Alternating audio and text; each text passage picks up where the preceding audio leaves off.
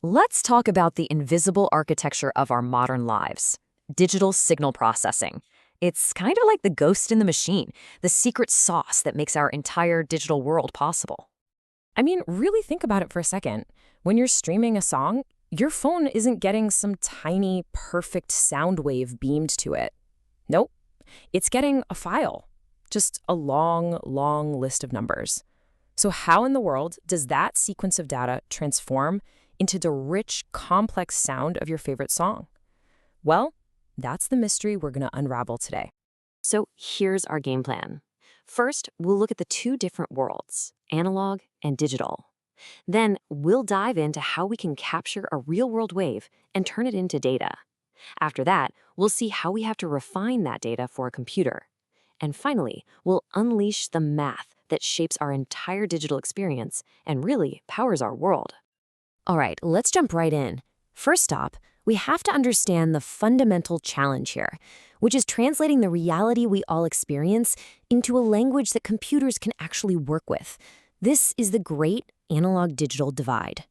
Okay, so check this out. The analog world, where things like sound and light actually exist, is continuous. Think of it like a perfectly smooth ramp. You can stand anywhere on it. There's an infinite number of points. But the digital world, the world computers live in, is discrete. It's more like a staircase, made of distinct, separate steps. Computers only get numbers, so we somehow have to turn that smooth ramp into a set of stairs. And this isn't some new problem. Before the 1960s, everything was done with these big, clunky analog circuits. But then, digital computers came along, and a huge shift started. And since the 80s, the power of these digital signal processing chips has just been on this insane, exponential growth curve that has totally reshaped technology as we know it. So how do we actually cross that divide? How do we grab a continuous wave and represent it with a bunch of numbers? Well, the first critical step is a process called sampling. Let's take a look at that. Sampling is, it's pretty much exactly what it sounds like. You take a continuous signal, like a sound wave, and you measure its value at really, really regular and super fast intervals. Each one of those little measurements, or snapshots, becomes the next number in our sequence. It's the very first step in turning that smooth ramp into a series of distinct points. And this is a great way to think about it. Picture a flipbook, right? It's just a series of still images, but when you flip through them fast enough, you get this perfect illusion of smooth, continuous motion. Well, sampling does the exact same thing for signals. A rapid-fire sequence of data points can perfectly recreate a continuous wave. But how fast is fast enough? That's the million-dollar question. And the answer is something called the Nyquist rate. Here's the deal. To accurately capture a signal, you absolutely have to take snapshots at least twice as fast as the highest frequency you want to record. If you go any slower, you start missing crucial details, and the signal gets distorted forever. There's no going back. Okay, so we've captured our signal at specific points in time. We've solved the when problem, but now we've got another problem. The value of each one of those snapshots can still be infinitely precise. We've got a value problem now, right? So a real-world voltage might be, 1.23456 and just keep on going forever. A computer doesn't have infinite memory to store that. It's only got a certain number of bits to represent that number. So it forces us to make a little approximation. We have to round it off. And this process of rounding has a name. It's called quantization. The easiest way to think about it is like you're measuring something with a ruler that only has millimeter marks on it. You can't record half a millimeter. You have to round to the nearest mark you can actually see. Quantization does the exact same thing for our signal samples. It forces each one of those infinitely precise values to snap to the closest level the computer can actually handle. Now, of course, this rounding means there's a tiny bit of error, that little gap between the real value and the rounded one. We call that quantization error. But engineers have some really clever ways to manage this. For one, they just use more bits, like in 24-bit audio. That's like adding more markings to your ruler, making the error incredibly small.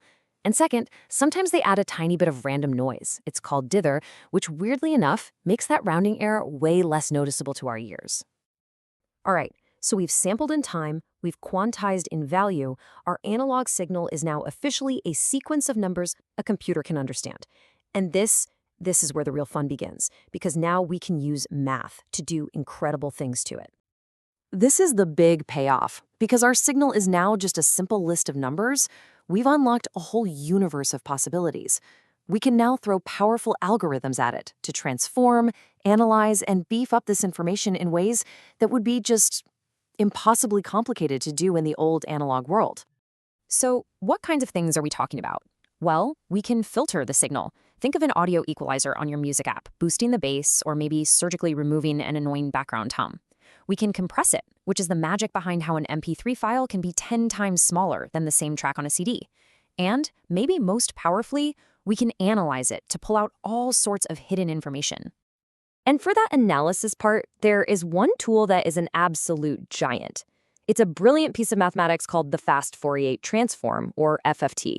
Honestly, if you understand the FFT, you're on your way to understanding how so much of our modern tech actually works. It's a cornerstone of the digital revolution. And this is by far the best way to get it. The FFT acts like a prism. You know how a prism takes in white light and splits it out into all the colors of the rainbow? The FFT does that for signals. It takes in a complex signal, like a whole piece of music, and splits it into all the individual frequencies or notes that it's made of. The output you get looks something like this. It's called a spectrum. You can think of it as the signal's unique frequency fingerprint. So what can you do with this fingerprint? Just about everything.